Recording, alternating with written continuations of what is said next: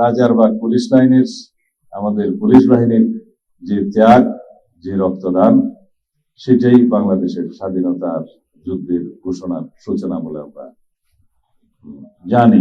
এটাই প্রকৃতির ইতিহাস। আজকের এই দিনে সকল শহীদদের প্রতি আমরা শ্রদ্ধা জানাই।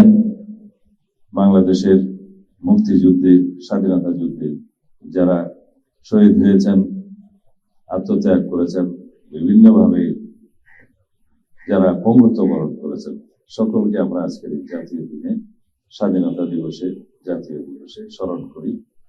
আজকে স্বাধীনতা দিবস উপলক্ষে রিলেটেড কোশ্চেন গুলো ভালো হতো, তারপরে আমি এই বিষয়টা বলি। শহীদ ওসমান হাদি হত্যার সাথে যারা অভিযুক্ত, তদন্ত কার্যক্রম চলছে।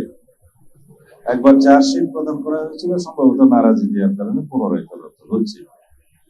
ইতিমধ্যে ভারতে প্রথমে 2 জন, পরে আরেকজন আসামিকে গ্রেফতার করা হয়েছে তাদের দেশের নিজস্ব পুলিশ ফোর্স, এবং সেখানে আমরা আমাদের দূতাবাসকে, আমাদের যে পররাষ্ট্র মন্ত্রণালয়ের মাধ্যমে ডিপ্লোম্যাটিক চ্যানেলে আমরা অনুরোধপত্র পাঠিয়েছি যাতে বাংলাদেশে তাদের প্রত্যাবর্তন করানো হয়।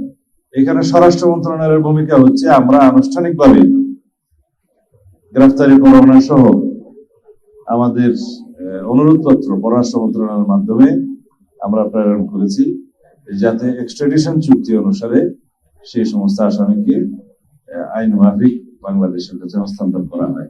আমরা এখন বেশ কিছু পৃথিবীর উন্নত রাষ্ট্রের সাথে কথা বলছি বাংলাদেশের পুলিশ সংস্কারের জন্য। আমরা যে সমস্ত পদক্ষেপ নিতে চাই, আরো বেশি মান উন্নয়নের জন্য, বিভিন্ন ক্ষেত্রে ক্যাপাসিটি বিল্ডিং এর জন্য, যাতে আমরা পুলিশ বাহিনীকে আরো সমৃদ্ধ করতে পারি, সেই জন্য আমরা সহায়তা চাচ্ছি। সেটাকে অনেক সময় বলা হয় যে অ্যাডভাইজারি সাপোর্ট আছে, টেকনিক্যাল সাপোর্ট আছে, ট্রেনিং আছে, ক্যাপাসিটি বিল্ডিং আছে। এই সমস্ত ক্ষেত্রে আমরা যেখানেই উন্নত রাষ্ট্রগুলোর কাছ থেকে সহায়তা পাবো, তাদের কাছ থেকে সহায়তা চাচ্ছি।